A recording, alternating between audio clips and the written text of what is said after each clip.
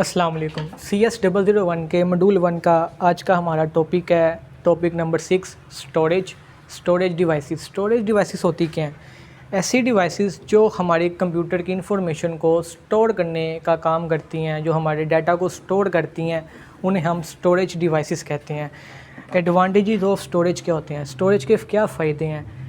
हम किसी डाटा को स्टोर कर लेते हैं और हम उस वक्त यूज़ कर सकते हैं जब भी हमें उसकी ज़रूरत होगी। जब हमें ज़रूरत होगी तब हम डाटा उसका यूज़ कर सकते हैं, वहाँ से हम डाटा अपना निकाल सकते हैं, उसको यूज़ कर सकते हैं। ये इसके एडवांटेजेस हैं।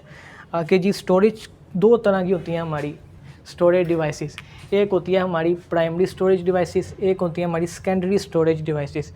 प्राइमरी स्टोरेज डिवाइसेस कौन सी ऐसी डिवाइसेस होती हैं? ऐसी डिवाइसेस जिनमें तब तक ही हमारा डाटा रहता है जब तक कंप्यूटर को करंट मिल रहा है, इलेक्ट्रिसिटी मिल रही है, तब तक हमारा प्राइमरी स्टोरेज में डाटा स्टोर रहता है। इसमें हम एग्जांपल ले लेते हैं, जिस तरह हमारी रैम है। रैम मतलब रैंडम एक्सेस मेमोरी। इसमें डाटा हमारा तब तक रहता है जब तक कंप्यूटर को हमारे करंट मिल रहा है, तब तक ही हमें स्क्रीन पे हमारा डाटा शो हो रहा है।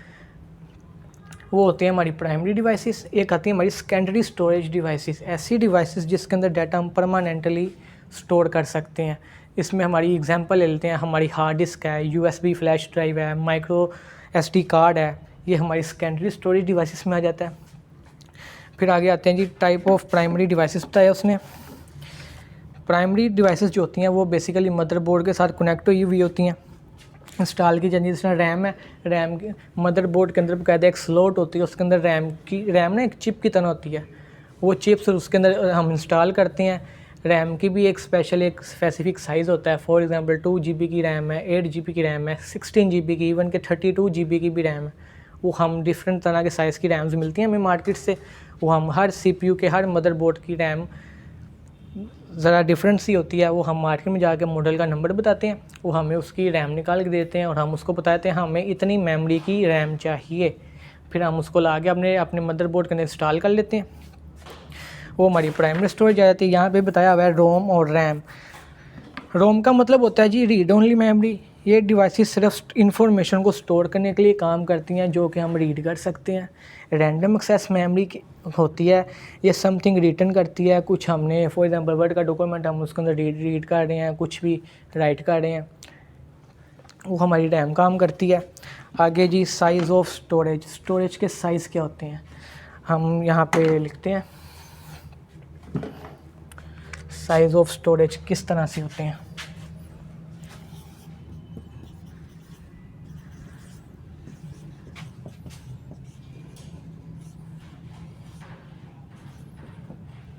चाहिए। सबसे पहले हम डिस्कस करते हैं साइज़ ऑफ स्टोरेज। स्टोरेज बनती कैसे, उसका साइज़ हम डिक्लेयर कैसे करते हैं। हमारी जो 8 बिट्स होती हैं ना, जब ये 8 बिट्स मिलती हैं तो बनती है 1 बाइट, BYTE। ठीक है।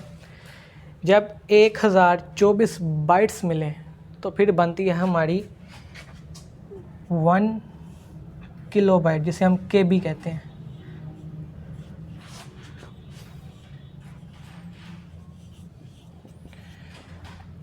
कितनी मिले? 1024 बाइट जब मिले।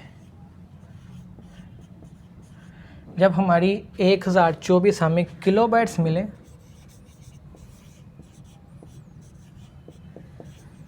किलोबाइट्स जब मिलती हैं तो बनता है हमारा 1 MB, जिसे हम मेगाबाइट कहते हैं। मेगाबाइट। 8 बिट मिले तो 1 बाइट बनती है। 1024 बाइट्स मिले तो 1 किलोबाइट बनती है। 1024 किलोबाइट्स मिले तो 1 मेगाबाइट बनती है। और जब हमें 1024 मेगाबाइट्स को जब हम मिलाते हैं मेगाबाइट्स, तो बनती है हमारी 1 गीगाबाइट, जिसे हम 1 GB कहते हैं।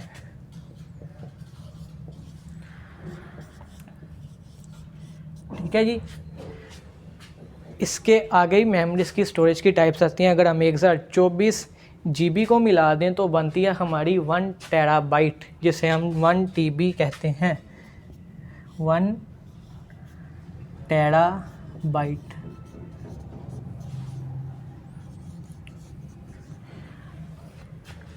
एक 1024 क्या मिले, 1024 जब गीगाबाइट्स मिले,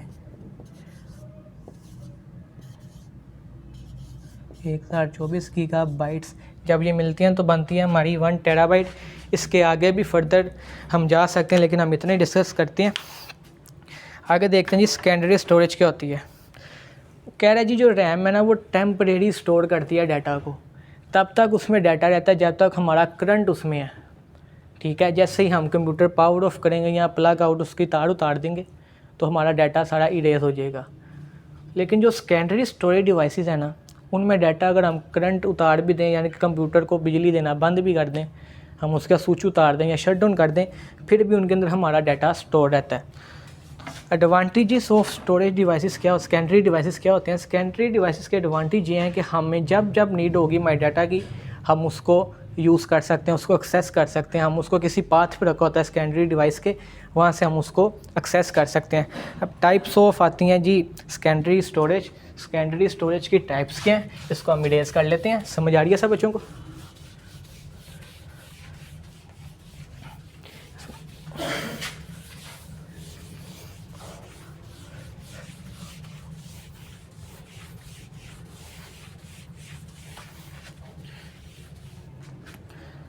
types of secondary storage. Secondary storage की 2 टाइप्स हैं।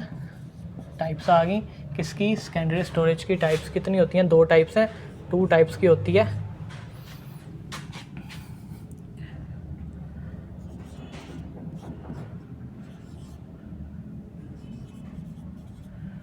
ठीक है जी, एक होती है हमारी मैग्नेटिक डिस्क, मैग्नेटिक होती है। एक होती है हमारी ऑप्टिकल।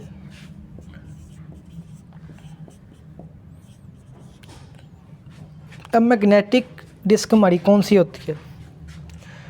इसकी सबसे बड़ी मिसाल है आपकी हार्ड डिस्क, जो आपके कंप्यूटर के अंदर यूज़ होती है। हार्ड डिस्क में आप डाटा स्टोर करते हो, उसके अंदर सेव करते हो। ये एज अ मैग्नेटिकली आपका डाटा अपने अंदर स्टोर करके रखती है। ये भी डिफरेंट मेमोरीज में मिलती है, 500 GB, 250 GB, इवन के 1 टेराबाइट, उससे भी ज़्यादा की 2 टेराबाइट। जितनी आपको नीड है स्टोरेज की, उस हिसाब से आप मार्केट से ये परचेज़ कर सकते हैं। आगे आती है ऑप्टिकल डिस्क। ऑप्टिकल डिस्क की मिसाल है आपकी जो CD डिस्क मिलती थी, CD डिस्क, वो आती है हमारी ऑप्टिकल डिवाइस में से। ऑप्टिकल डिवाइस इसलिए कहते हैं क्योंकि ये लेज़र बीम के ज़रिए डाटा को रीड होता था इस पर। ठीक है, इसके अंदर एक लेज़र बीम चलती थी जिसे हम CD रूम कहते थे। उसके अंदर एक लेज़र बीम होती है, जब भी हम उसके ऊपर CD डिस्क रखते हैं तो जी तब हमारा डाटा वो रीड करती है, स्टोर करती है, उसे हम पढ़ सकते हैं। CD रूम, CD रूम क्या होता है? CD रूम का मतलब है कम्पैक्ट डिस्क। कम्पैक्ट डिस्क के अंदर क्या होता है, जिसके अंदर हम डाटा सिर्फ एक दफ़ा लिख सकते हैं, उससे हम दोबारा से यहाँ ना इरेज कर सकते हैं, ना उसको रीराइट कर सकते हैं। ठीक है, ना उसके अंदर दोबारा डाटा स्टोर कर सकते हैं। इसमें ज़्यादा से ज़्यादा डाटा 600 MB से लेके 800 MB तक स्टोर होता है। कितने से? CD जो हमारी सिंपल CD डिस्क है, CD में डाटा कितने तक स्टोर हो सकता था? 600 MB से 800 MB तक बस। यानी कि इसके अंदर डाटा हमारा इतनी क्वांटिटी में आता ही नहीं था। ये इसके अंदर हम अपनी ऑडियो भी रख सकते थे, वीडियो भी, और इवन के डॉक्यूमेंट्स भी। ठीक है, इसके बाद हमारे पास सही रीड राइटेबल CDs।